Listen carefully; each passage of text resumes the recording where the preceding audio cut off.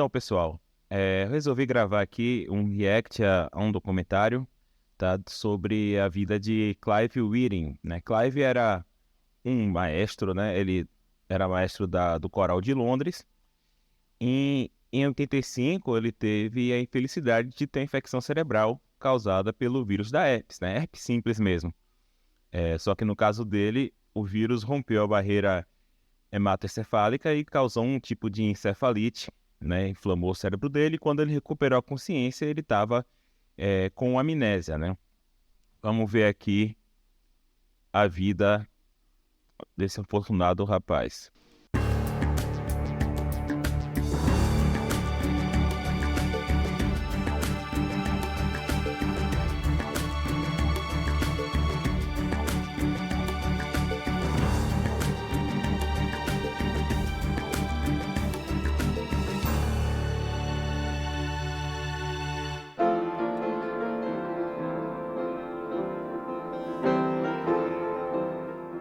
Clive Wearing has one of the worst cases of amnesia in the world.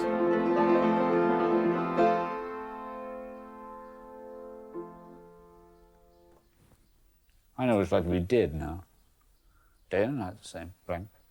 No difference between dreams and anything like that. No senses at all. The brain has been totally inactive. No dreams and no thoughts of any kind whatever. Clive was a renowned conductor living in London when he was struck down by a virus in 1985. Parts of his brain were completely destroyed, including his memory.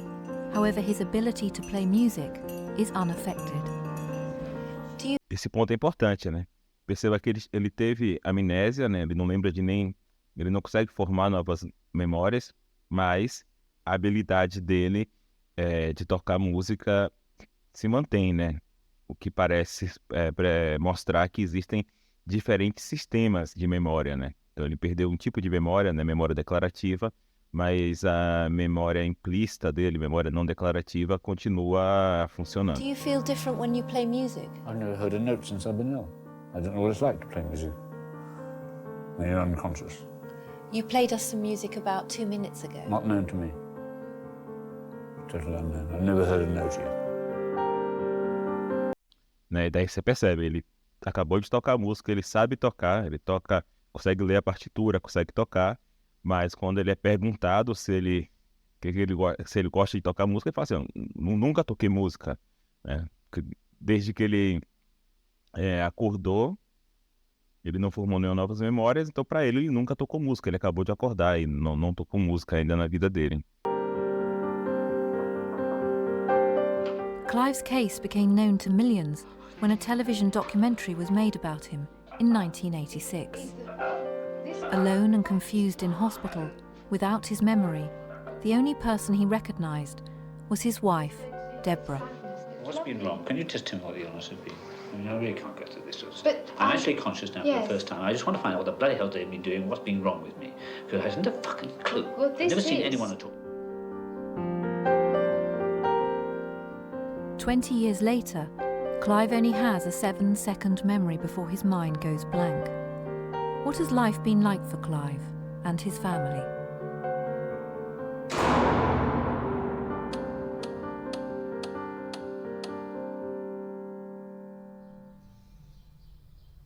O título do documentário quer dizer que ele tem spans de consciência de 7 segundos, né?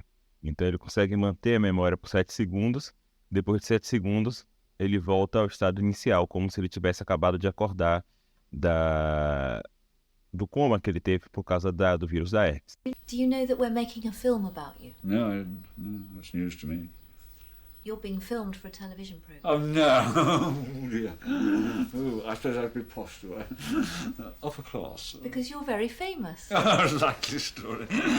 You're full of jokes, aren't you? Are you two laughing as well? About 20 years ago, a film was made about you Oh, no. just after you became ill, called A Prisoner of Consciousness. And 20 years on, we're making a new film about you. Because millions of people watched the film and wanted to know how you were. Good heavens. So millions of people know you. How embarrassing. Ooh, they know too much about me now, don't they? We've been coming to see you for several weeks. I see. Are you paid to come here? Thankfully, we are. Right, 1, 2, 3, 4. Mad dogs and Englishmen go out to meet their son. The Japanese don't care. Clive is 67 and lives in a brain injury unit where he's under constant supervision. But Englishmen at dust are siesta. His wife Deborah lives 85 miles away in Reading. His illness has made it impossible for them to live together for 20 years.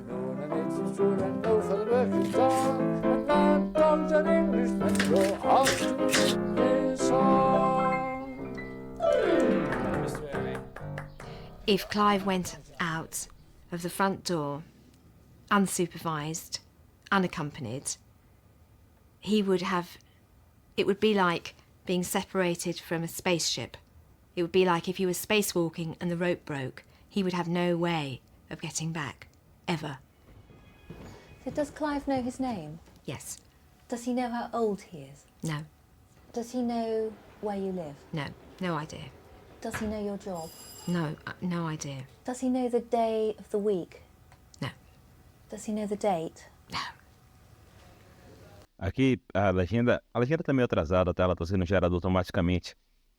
Tá falando, eu não faço ideia. Na verdade, o que a Deborah, a esposa do Clive, tá dizendo é que ele não faz ideia. Ele não faz ideia de quantos anos ele tem, não faz ideia de onde é que ele vive, etc, etc. Can he read a book? No, because he can't remember the sentence before last. Can he watch a film? No. He'll watch the rugby or he'll watch the cricket. He won't know who's playing or what the score is, but each stroke, each try, is satisfying for him to watch. No caso aqui, ele assiste, não são os grilos, tá? Ele assiste cricket, né? Que é um esporte.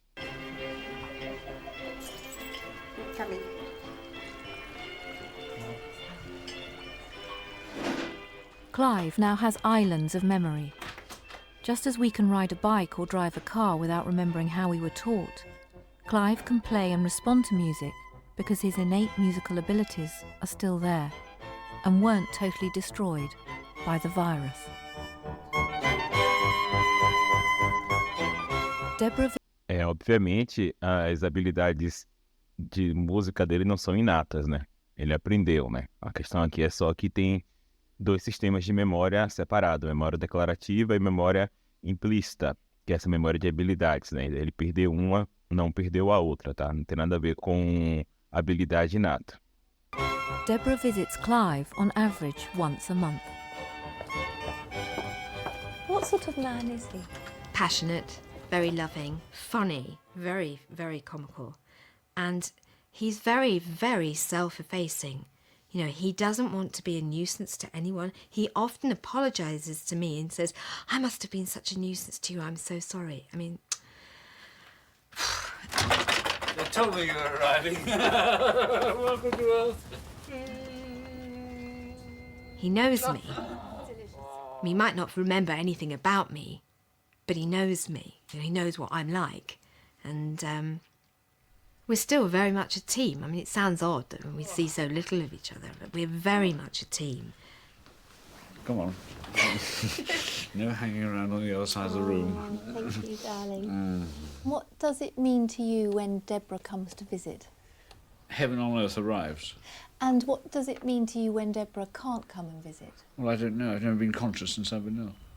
É interessante também, né? Que o amor que ele sente também, ele não perdeu, né? Talvez seja algo que não dependa da memória, né? Talvez ele simplesmente sinta de novo. Mas é interessante isso daí. I'm thinking when she's not here. But I'd never seen her before either.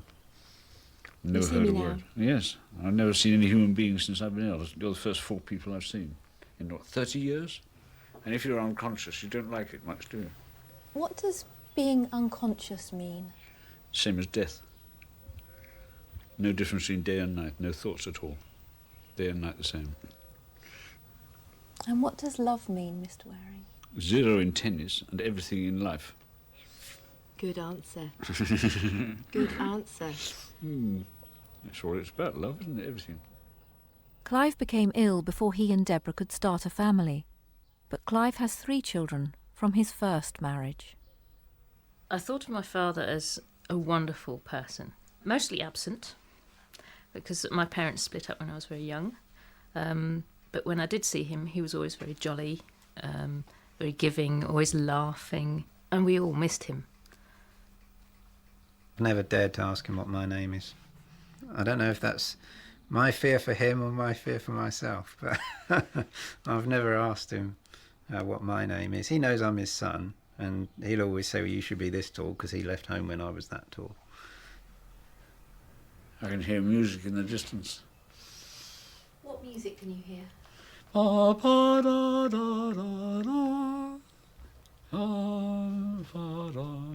Since his illness, Clive has auditory hallucinations. What I struggle with the most is that the intellectual colossus that was my father is reduced to making word games out of card number plates. You know, it's just, there's a tiny fraction of him left now. Interessante, né, a colocação do filho, né? Há uma pequena parte dele sobrando, né? Isso mostra o papel central da memória nas nossas vidas, né? 20 years ago, Clive was a well-known musician, conductor, and early music producer for Radio 3. He was a very charismatic conductor. He was working in a field that was just cutting new ground all the time. He would transcribe from the original manuscripts and recreate the music for a particular meal that the Duke of Bavaria had with his mother-in-law, and what they wore and what they had to eat, and this was the music, and then he would make a radio programme. It took all his energy. There wasn't much time to sleep. There were no weekends. He poured his whole being into his work. Everybody used to say to him, Clive, slow down. He couldn't. No one had any idea that Clive was about to become one of the most extreme cases of amnesia in the world.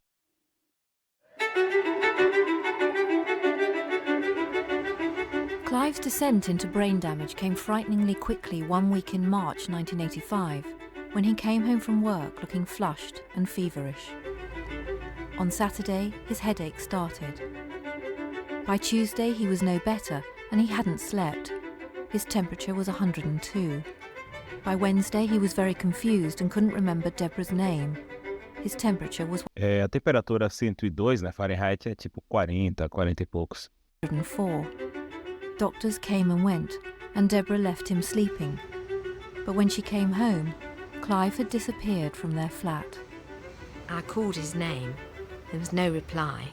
I went into the bedroom. The bed was empty, and I knew something terrible had happened. Over the next few hours, Deborah rang hospitals and police stations across London. No one had seen Clive. We sat and we sat and we sat, and then a man's voice, the phone rang and a man's voice said, "Are you Mrs. Wearing?" "Yes, we've got your husband." Thank God. Clive had gone out, fully dressed, with his overcoat and a copy of the Times under his arm, hailed a cab, but couldn't remember where he lived. He wanted to go home and he couldn't remember where he lived.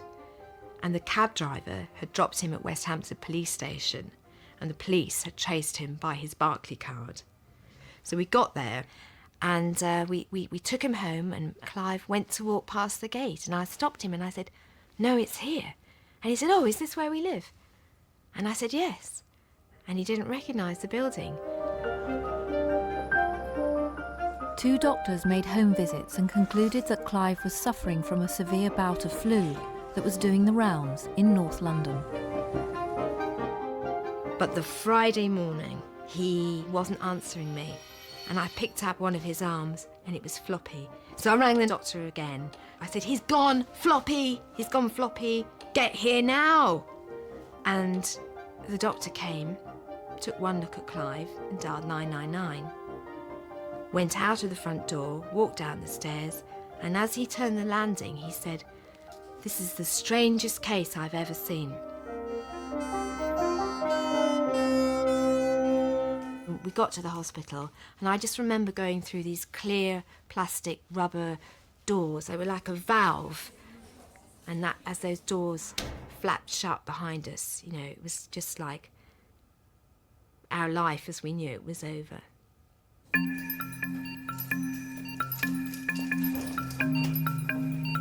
Once Clive was inside St Mary's Hospital, the doctors fought to halt his fever and desperately conducted tests. They realised that Clive's brain was being attacked by the herpes simplex, or cold sore virus. Occasionally, this virus crosses the blood-brain barrier and gets into the brain. Nobody knows why or how, incredibly rare.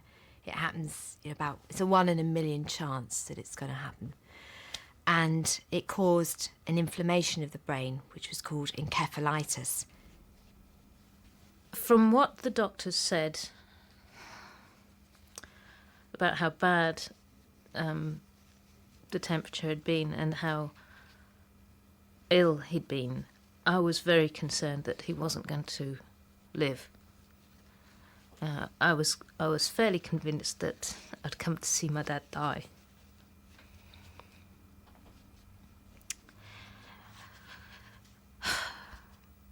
And then he didn't. Clive was given a new drug called acyclovir. It saved his life, but came too late to prevent brain damage. The virus had destroyed Clive's hippocampus, an area of the brain crucial for memory and learning, leaving him with dense amnesia.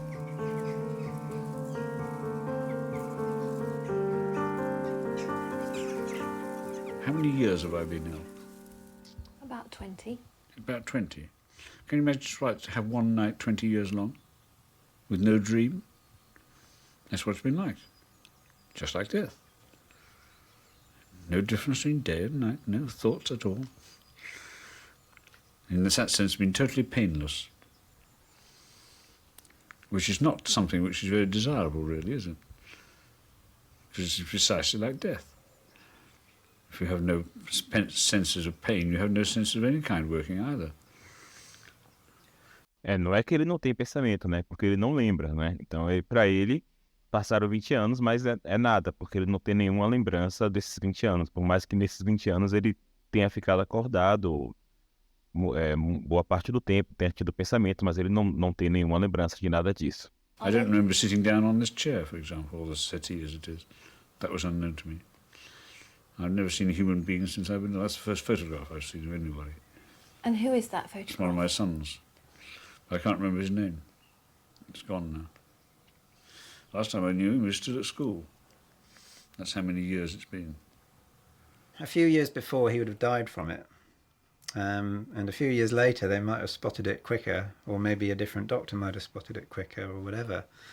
So it was just on the cusp of that change, and that's, yeah, he suffered for that, I think.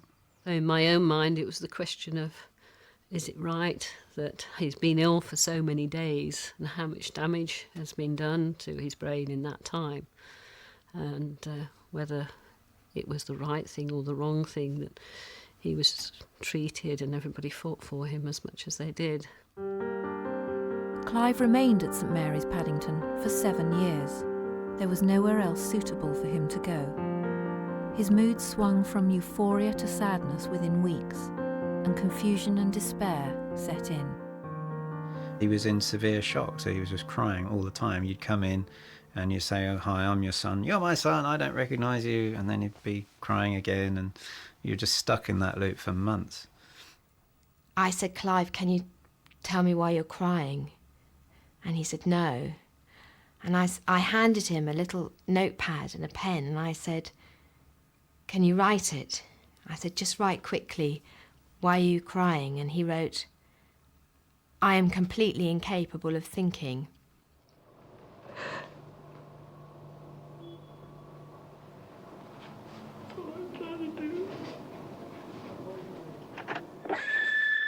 No, darling, look, it's Clive here. I don't care about anybody else in the world, just you, please. Please come. Love you. Bye-bye, darling.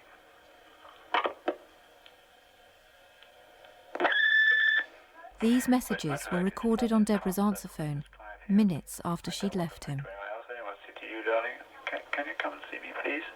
And the clue what's happened, I just want to... Deborah visited Clive daily, but he couldn't remember her being there. I don't care how late it is. Come to me at midnight or 1 o'clock in the morning. I don't mind. I just love you, and I want you to come as soon as you can, please, darling. Take care. I love you. I haven't seen you yet, and I want to. Please come, darling. Bye-bye.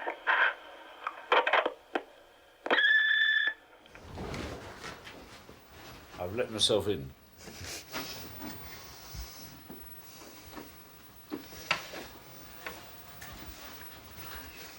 First time I've seen a human being. Um ponto interessante, né, é o quanto o ser humano é resiliente, né? Ele aparentemente parece que ele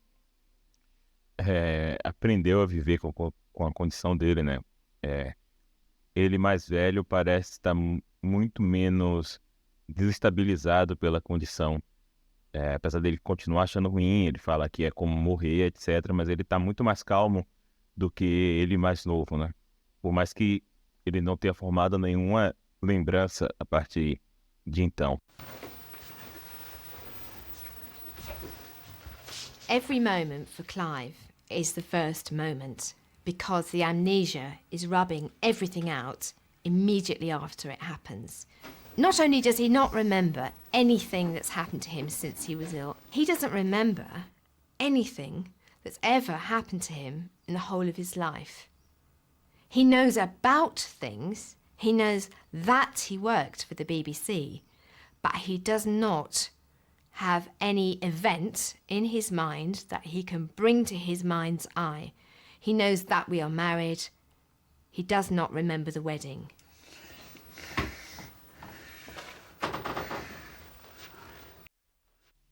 Essa distinção aqui é a distinção entre memória episódica e memória semântica, né? Memória semântica é lembrança de fatos, né? Não necessariamente fatos que você viveu, mas fatos, informações, etc. E a memória episódica é lembrança de eventos, né? Lembrança de você ter vivido algo, né? Então, ele além de ter a amnésia anterógrada, né? Ou seja, a incapacidade de formar novas lembranças, ele tem amnésia retrógrada, ou seja, a amnésia de antes do acidente dele, localizada na memória episódica, né? A memória semântica dele parece ter sido menos afetada, né? De modo que ele ainda tem lembrança de fatos, mas ele não lembra de ter vivido nada, né? Parece ser uma situação realmente bastante desesperadora, né? Tá no lugar dele. Where's your diary, Mr. Wearing? No idea. Never seen it. It says 7:16 a.m. first act. Well, I don't remember that at all. What was on there today?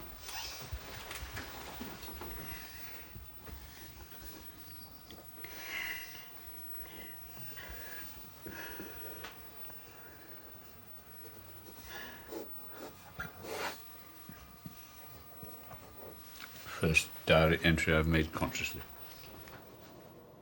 Clive keeps a diary every day and has done for 20 years in an effort to make sense of his life. He writes multiple entries recording his last conscious moment. He would look at his watch to see what time was this momentous event occurring of first consciousness. And so he would write down 10:06 awake first time. And then have the same sensation and put 10:07 awake first time, truly awake first time. Ignore the last entry. Now I'm awake. This is the first real awakeness. And so the diaries are line by line a succession of astonished awakenings. That's 1990, when he'd been suffering amnesia for just 5 years. And this is the effect on him 7 years on. But you can see that he's by no means resolved his anguish. By no means. He writes the time now in a big hand, and a tick to say, yes, that's authentic, I wrote that, it's authentic, that's definitely me awake. He has to then cross through the previous ticks and do a new tick with a circle round it to say this is the real one, and that wasn't the real one next time he comes back, and so on. So there's a constant desperate series of scrubbing out all the previous entries and saying, now I'm awake. now I'm awake. And the pencil just becomes blurred and it goes on. And I mean, it's so thick, the pencil, it's almost as if he's using the pencil to dig himself back into time, to try to fix himself in a continuum, to have more than one moment at a time. But he never can. People's entries in the diary are rubbish. What does that mean? I've no idea. Did you write that? I've no conscious knowledge of it at all, no. You're showing it me now for the first time. But is it your handwriting? Yes, it is, but I know nothing about it at all. So how do you think it got there? I don't. I presume the doctors don't know. But you must... No, I haven't. I haven't seen the book at all till now. No, all I'm saying... No, that means I haven't seen it, I have no knowledge of it at all. That's all. There's no knowledge of that book at all. It's entirely new to me. But you've put... Who would put that apart? I don't know, but no. Oh, for heaven's sake, use your intelligence, for heaven's sake. I haven't read the bloody thing. I'm sorry, darling. Well, use your intelligence.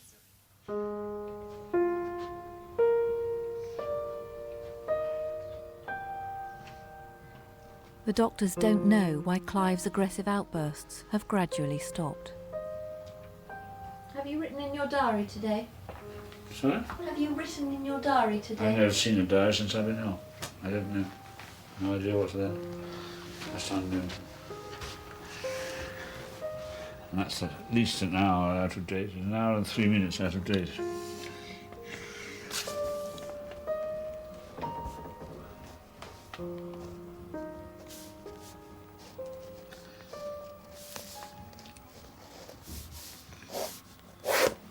Yeah. First time I've seen my writing. First time I've seen my room, first time I've seen human beings. Never had a dream or a thought, day and night the same. No thoughts of any kind.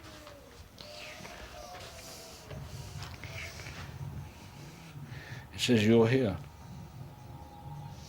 Is that you? You're here, it says. Coffee drinking at 3 minutes past 10. That was unknown to me. I've never seen anyone except you three people. 2 men and 1 lady. Perceba o ponto, né? Perceba porque que ele acha que ele não viu ninguém, né? Então, imagine que ele é um ser humano, ele tem memória semântica, então ele sabe falar, ele sabe o significado das palavras, ele sabe vários fatos sobre ele, mas ele não tem nenhuma memória episódica. Então ele não se lembra de ter vivido nenhum episódio antes do acidente ou depois, ele não forma novas memórias. Então, para ele, é como se ele tivesse qualquer momento, todo momento acordando, né? A primeira experiência da vida dele é a que ele está tendo agora, né? Porque ele não tem nenhuma memória episódica, né? Ele não lembra de ter tido nenhuma experiência no passado. Então, ele reconhece os filhos, né? Ele sabe alguns fatos sobre ele, mas ele não lembra. É como se esses fatos ele não tivesse vivido, né? São apenas coisas que ele sabe, mas que, de fato, ele não viveu, né? Então, do ponto de vista de primeira pessoa dele, ele está vivendo o primeiro momento agora, né? E aí ele vai e escreve no diário. Esse é o primeiro momento que eu estou vivendo, né? E interessante que ele reconhece a caligrafia dele, mas ele não lembra de ter escrito qualquer coisa antes, né? Então ele risca e fala, não, o primeiro momento que eu estou vivendo é esse agora, né? Ele está nessa situação desde 85, né? 37 anos. Não sei se ele está vivo ainda, na verdade.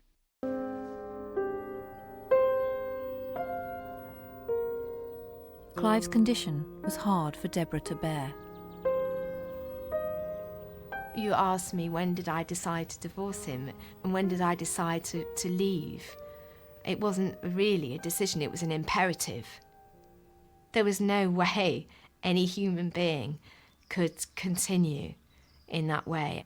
We had the same dialogue in a loop tape, repeated verbatim, with the same inflection, the same tone of voice, the same expression on the face for, well, the whole 9 years until I left, and we were still having that conversation as I was backing out of the room.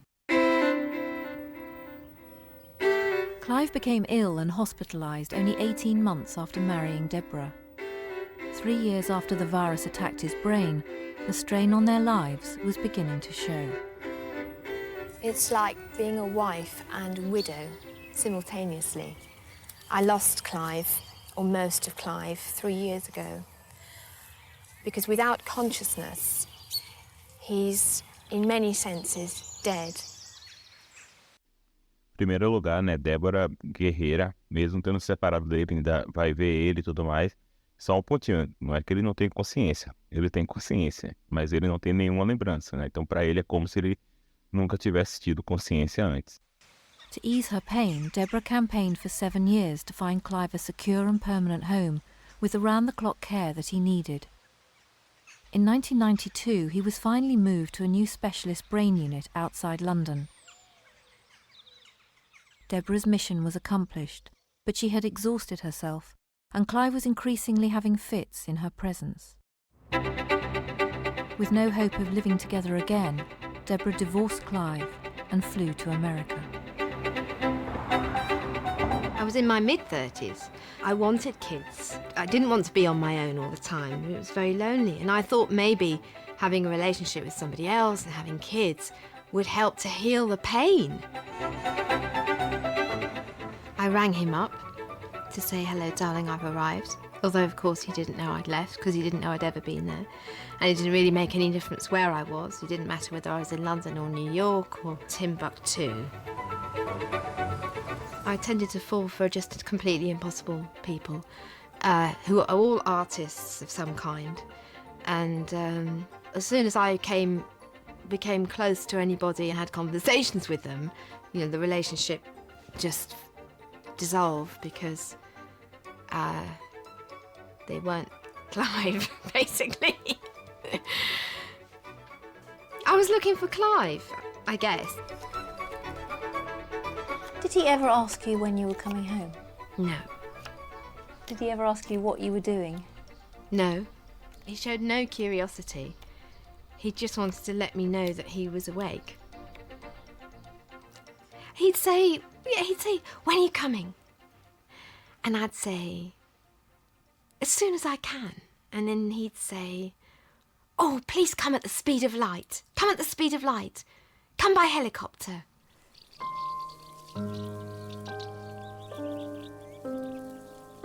In 1996, Deborah had to make a choice, whether to remain in America and apply for permanent residency and a green card. She returned to the UK, drawn back to Clive.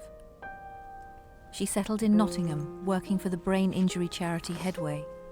Deborah had come full circle. And I came back still not knowing how to live.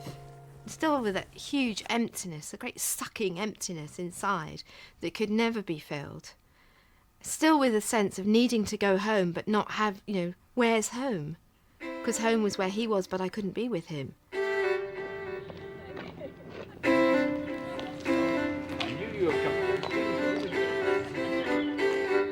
I was just going round in ever-decreasing circles. It was the same, it was just more of the same. I'd reached really the end of my tether, and I rang a friend and I asked her to pray for me. She was the only Christian I knew, and as she was whispering away to God, and I just felt this extraordinary power coming into me, and I knew that God was in my room. I just had this incredible sense that I was really, really loved. I mean, so loved. And that emptiness that I had been trying to fill all those years with relationships, with food, with alcohol, I was filled. That emptiness was gone.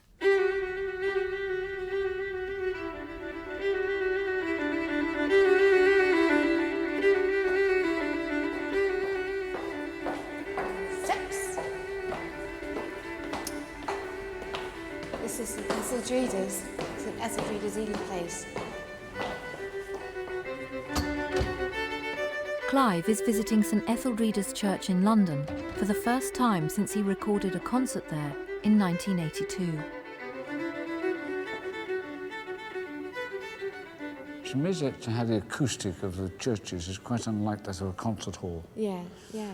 There's lots of echoes and long reverberation. It's very special in that way. Listen, see how quiet it is. I Can you hear some music in the distance?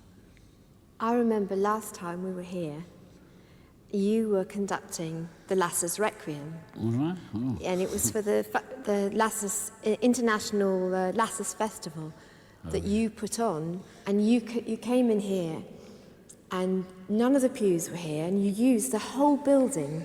For the acoustic. And you had, it was far from a concert, it was actually a celebration of the Mass, as if Lasses had just died. It was extraordinary. And it was so moving that there were people here who were crying. And it was broadcast live to 5 countries. And you were directing it. And it was so moving that everyone was in tears. That's how good a musical director you were. It was just live.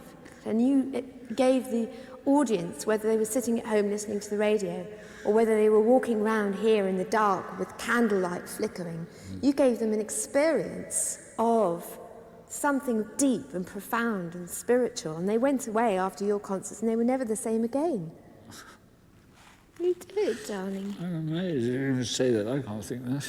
Oh, you were marvellous. Yeah. You still are marvellous.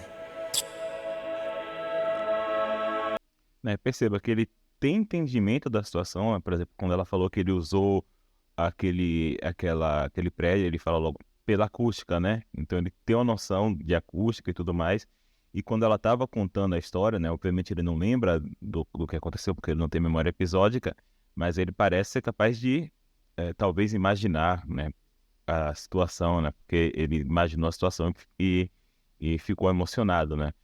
Então é interessante como ele ainda retém algumas partes do intelecto perfeitas ou quase ou perto disso, né, enquanto outras partes estão terrivelmente destroçadas, né, como no caso a memória episódica e a capacidade de formar novas lembranças.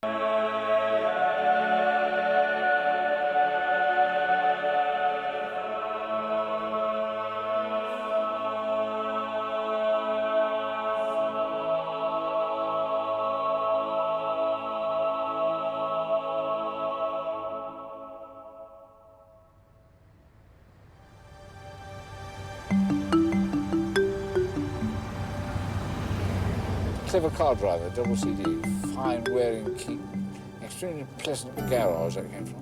Clive makes phrases out of the letters on car number plates as they flash past. The great king of King, yeah. 2 double Ks, it's a rare sight. Thank you, my love. Ages first, forever.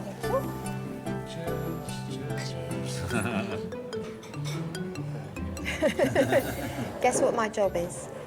Head of the United Nations. No. No? Head of the British Empire? No? Yes. PR?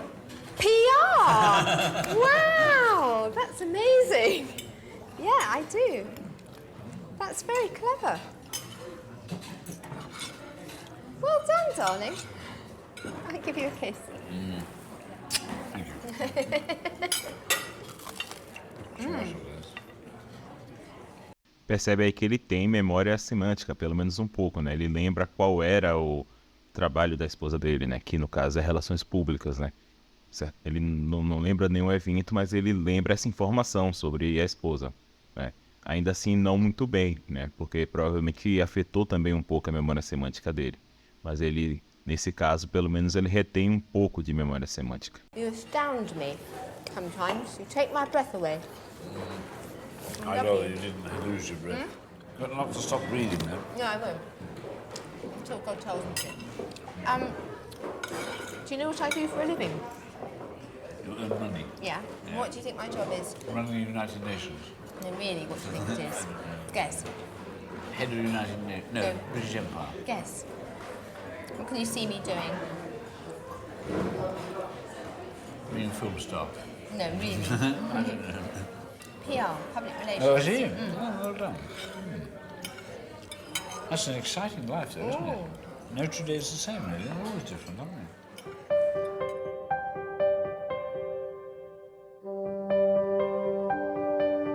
they? É interessante, né? Que da segunda vez ele não conseguiu lembrar que ela era relações públicas, né? Você vê o span de memória dele, né? Ali, esses tempos aí que passou, ele já esqueceu aquela conversa, eles tiveram basicamente a mesma conversa novamente, né? Qual é a minha profissão? É chefe da Nações Unidas, né? Ele fez as mesmas tentativas, né? Só que dessa vez ele não acertou, né? Ou seja, até a memória semântica dele também tá bem comprometida, apesar dele ter um pouco ainda. Deborah renewed her marriage vows with Clive 3 years ago, although they'll always have to live apart. What does this house mean to you? The opposite of walking in the open air. The necessity for life. This house. What is Never this seen house? it before. What does this place mean to I you? don't know. It doesn't mean anything. I've never seen it before. Hello? Hello is heaven, though. Hello is very hello. It's not familiar then, I've the never house? seen it before. No. I've never seen a human being since I've been out. Where do you think it is? No idea. Guess. What year is it? Guess where it No might idea. be. It could be anywhere from Scotland to Cornwall. Do you think there's anyone that... Do you think you've ever been here before? No. There's my initials backwards, WDC. Should we go in? Yes, please. What do you think we'll find when we get in? Alcohol. Let's hope, eh? Champagne, I want, really. What do you think life's been like for your father? Hell. I can't imagine anything worse. Must be really frightening. To be constantly waking up to something that you don't recognise. You know, every 7 seconds or however long that he can remember anything for. To sort of turn around and, where am I? And you do it again and you don't know where you are. I can't imagine anything more frightening. Must be like a nightmare. It really must.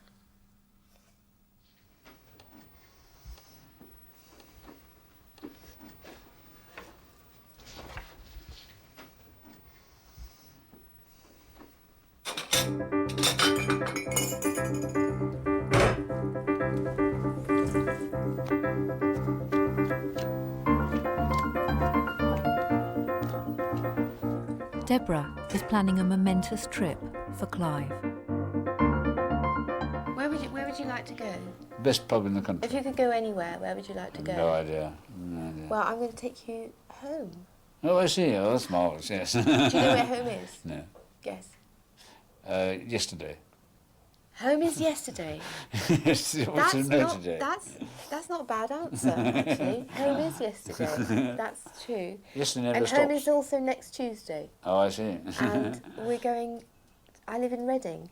Oh, I see. You ever... It looks like Been to reading the Reading? way it spells, doesn't it? Do you think you've ever been to Reading? Yes, I have been. Have you? Yes. I've been to almost every city there is, never every I suppose you town. could have gone when Howard was studying there. Yeah. Yeah, I didn't know you'd ever been there. Yes, it's You very never familiar. mentioned Reading. No, it's not a very interesting place, but I have a memory of going there. Yeah, not a very interesting place. No. No.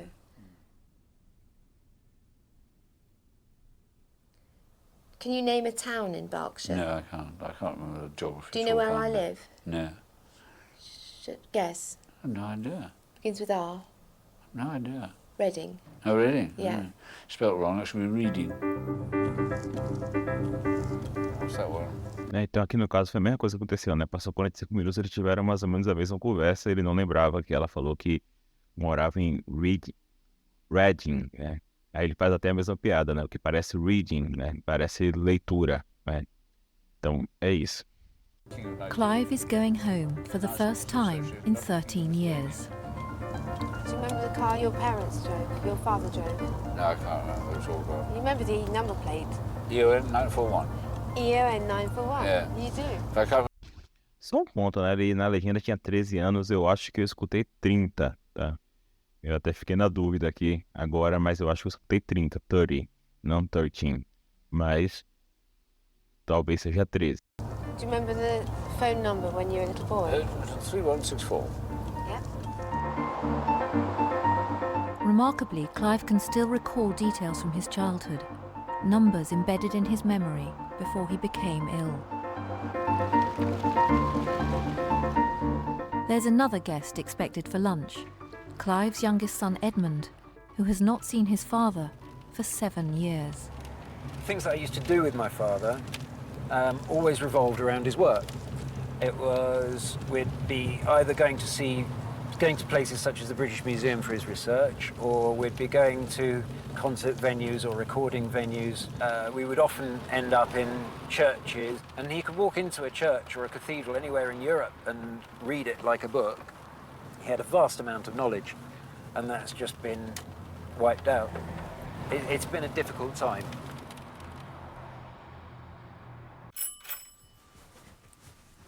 Seconds before Edmund's arrival, Deborah has primed Clive to expect him. Ah, look who it is, darling. Hello.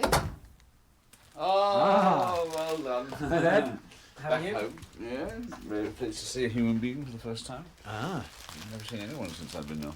I brought some flowers for that lovely wife of yours. She's gorgeous. There you are. I thought you like that.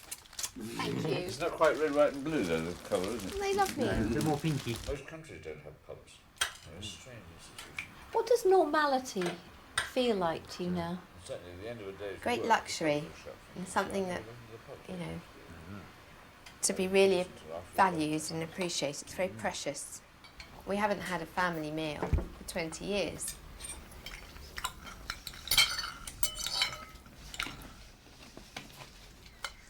Deborah, what will this day mean to Clive? Nothing. Nothing in his conscious memory. I mean, even while he's here, he doesn't know we're here. And when he's in the car, he won't know we've been here. And you won't remember anything of it? Nope. He doesn't remember anything that's ever happened in the last 20 years, ever. What do you say to Clive when he gets confused and disorientated? How do you deal with that? Well, he's disoriented all the time. But it doesn't matter, because we don't need to be in time. We don't need to be in any particular place, because we're on another plane, Clive and I. We're in a world where there is no time. After 4 Né, então era 13 mesmo, né? Já que tem 20 anos aí do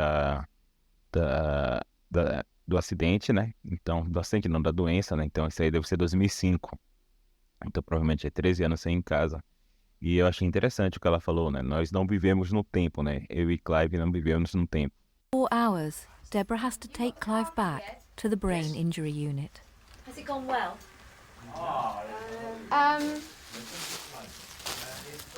I don't really want to answer that, thank you. Why is a giant pronounced the way it is? It should be giant. Sorry. You know, Jacques, Christophe. That was very rude. That was really rude. Ask me that again. I was just wondering how the day had been.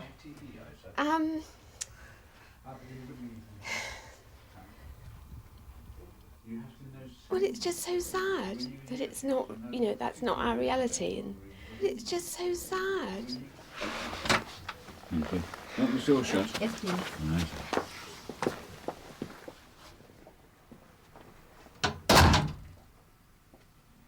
And why have you stayed away for 7 years? It's too painful. Was it easier to stay away? Oh, yeah. Yeah, it was the easy way out. There didn't seem any point either, because he didn't remember. He'd write it in his diary, but he'd turn over the page and start writing the next day. Did he know who you were? More or less. Sometimes he'd need a bit of prompting. He's got a quick mind. If friends came up that he didn't recognise, and he understood that he was supposed to recognise these people, then he would greet them like long-lost friends, and he'd work on that until somebody told him what he needed to know. So he was always a difficult man to fool, you know. And those were the things, you know, that I was always pleased to see, because I knew that his mind was working overtime, and I knew that that was him. Other than that, it's just a shadow.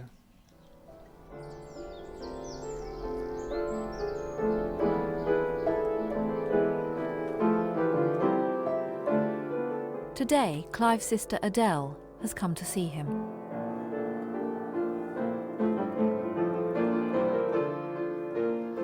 we used to take the children to see him, but he used to get very aggressive. He was very angry. There was one occasion when I went to see him on my own, and he just, when I said who I was, he attacked me, almost, grabbed hold of me very aggressively. And the staff came in and sort of calmed it down. But he'd remembered me when I was younger. He just said, no, you're too old. Oh, that's all four of us, is it? Yeah. That's what Adele looked like when. How old do you think you all were then? I was 10 or 11. I think I'm about 4 there, actually. About 4. Yeah, so you're about 9 or 10 then. Yeah. And Doesn't Jeff look enormous compared with us? And he went off to sea when he was 15, didn't he? Yes, he went to the Merchant Navy. Yeah, but the ships travel really quite slowly compared with the aircraft, don't they? Oh, very slowly, yes. Yeah. I used to go and visit him. I found it just so difficult. And not easy to talk to him at all. My husband, who'd got no connection with him, found it much easier. He could talk about things that were totally irrelevant and quite happily carry on a conversation with him, but I have always found that extremely difficult thing to do. Oh, shame. It's been lovely to see you. I must prefer seeing you than see me. Yeah, see you. All right. Oh, wonderful. Bye-bye for now. Okay. You stay there and I'll... You open the door? I will. Are you going? I'm going. Oh, shame. Bye-bye. Back at the speed of light, please. I'll do my best. Bye. Isn't she wonderful?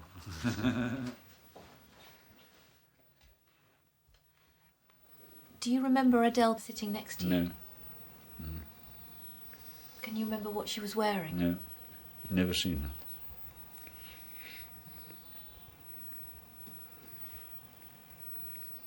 You're the first human beings I've seen, 3 of you. 2 men and 1 lady, the first piece of people I've seen since I've been ill. No difference in day and night, no thoughts at all, no dreams. Day and night, the same blank. Precisely like death. Is it very hard? No. It's exactly the same as being dead, which is not difficult, is it? To be dead is easy. You don't do anything at all. You can't do anything when you're dead. It's been the same. Exactly. Do you miss your old life? Yes. But I've never been conscious to think that. So I've never been bored or upset. Never been anything at all, exactly the same as death. No dreams even. Day and night the same. When you miss your old life, you say, yes, I miss my old life. What do you miss? The fact that I was a musician. And in love. He'll say things like, do you know what it's like? Né, então perceba, ele tem informação semântica sobre a vida passada dele. Ele sabe que ele foi um músico, ele sabe que ele estava apaixonado. Ele sabe o que é ser um músico, ele sabe o que é ser o que está apaixonado. Mas ele não lembra de ter sido um músico, ele não lembra de ter estado apaixonado. Ele não lembra de ter estado com a esposa dele, né? And you know what it's like, and that's really dangerous, because I actually did, I said yes once, because I was just saying yes, no, yeah, that was disastrous. I've never said that again since. Why? Because he says, you don't know what it's like. How do you know? And of course he's right, isn't he? So there's no way you're going to know what it's like. So he's still got some fight in him. Oh yeah. But that's the thing, is probably 3/4 of his personality is still there functioning normally.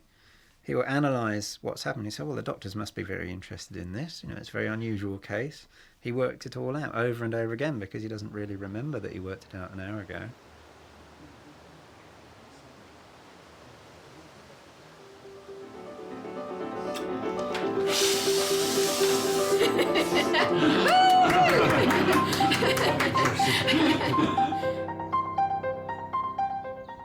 Deborah's done more for Dad than any other single person. And I very much doubt that I could have done that for him. And that's hard. That's very hard. I think I'd have given up. When did you last see your father? I wouldn't like to say when it was because I really can't remember. It's too hard. I wanted him to walk me down the aisle when I got married. And he couldn't. I wanted him to know that I'd had his grandchildren, and he couldn't. So he's a lovely person. He's Clive now. Dad's gone.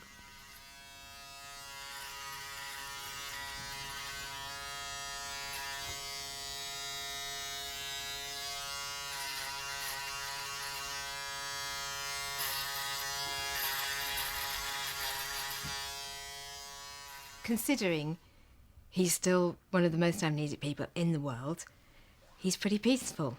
Considering he doesn't know where he is or what century it is, or what time he got up that morning, or that he's in a place where he lives.